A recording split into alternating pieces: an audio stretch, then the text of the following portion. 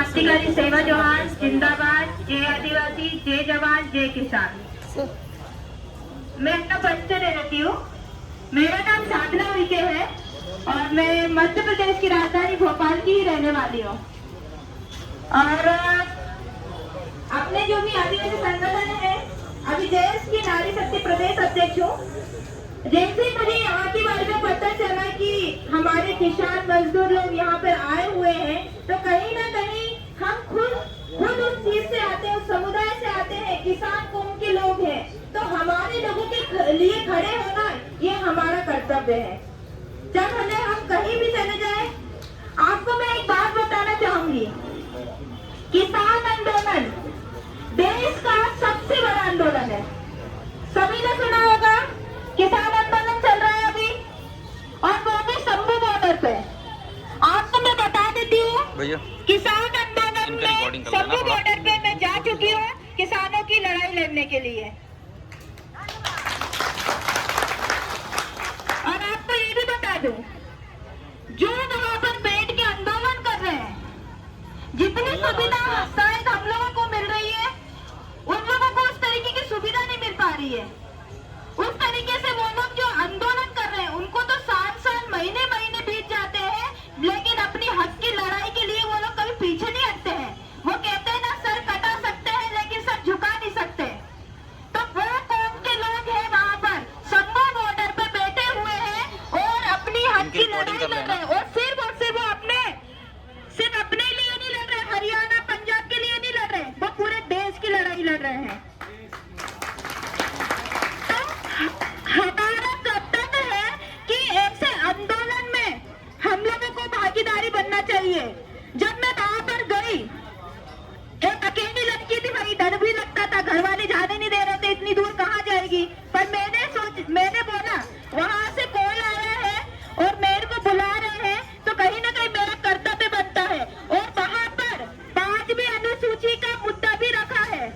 ये हमारे लिए बहुत बड़ी बात है कि आदिवासियों के लिए जो 5वीं अनुसूची मिली हुई है, उसका मुद्दा भी वहाँ पर रखा है। तो हमारा आदिवासी समुदाय वहाँ तक नहीं पहुँच पाया। क्यों नहीं पहुँच पाया? बल्कि ये लड़ाई सिर्फ एक किसानों की नहीं है, किसानों में तो हम सभी लोग आते हैं। ये लड़ाई पूरे देश दुनिया में रहने वाले सभी शोषित, वंचित, पीड़ित जितने भी किसान मजदूर है, उनकी लड़ाई है। क्योंकि जो देश है वो अडानी अंबानी जैसे, मोदी जी जैसे, उनकी सरकार जैसे तो चल नहीं रहा भाई।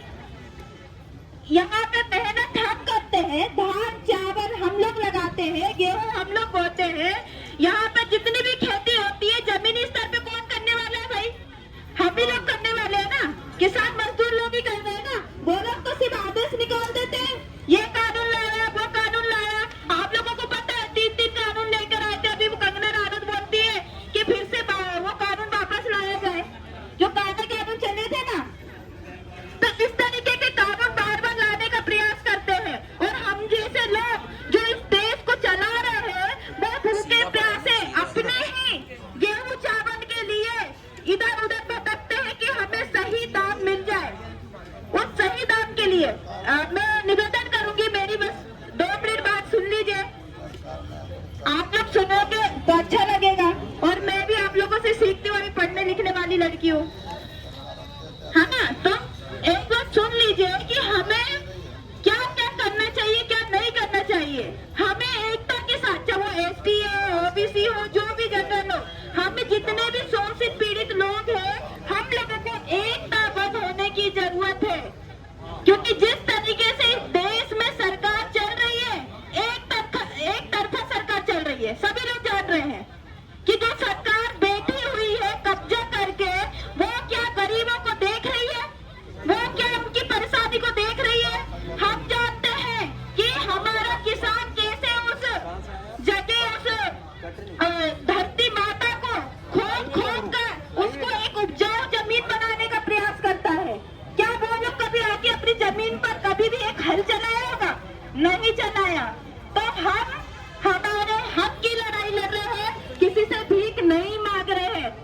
तो नारे लगाएंगे, हम हमारा अधिकार मांगते हैं। और आवाज आनी चाहिए, ये भोपाल राजधानी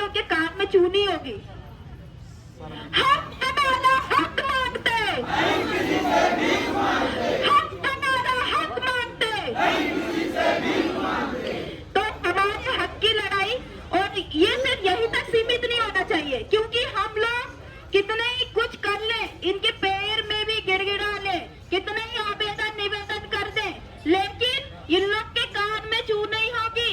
इन लोगों को हमारी एकता बतानी पड़ेगी कि ये किसान है, अगर इन लोगों को अन्न देना बंद कर दिया तो भूखे प्यासे मरने पर मजबूर हो जाएंगे। हम लोगों ने ये अन्न देना बंद कर दिया।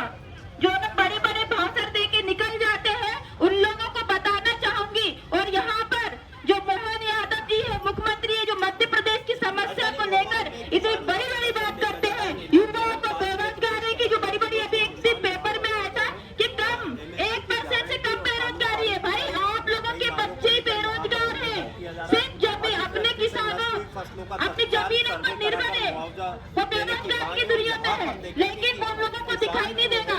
तो अपने बच्चों का भविष्य के लिए, अपने लिए, अपने देश के लिए हमें आगे आकर बढ़ चढ़कर हिस्सा लेना पड़ेगा। और किसान आंदोलन जो चल रहा है वहाँ पे भी हमें समर्थन देना पड़ेगा। अपने जिले में, अपने ब्लॉक में, अपने अपने जिले में अपन को ऐसा अभियान निकालना पड़ेगा। तो मैं बहुत बहुत धन्यवाद देती हूँ सर का, जो मुझे बोलने का मौका दिया। बहुत बहुत धन्यवाद।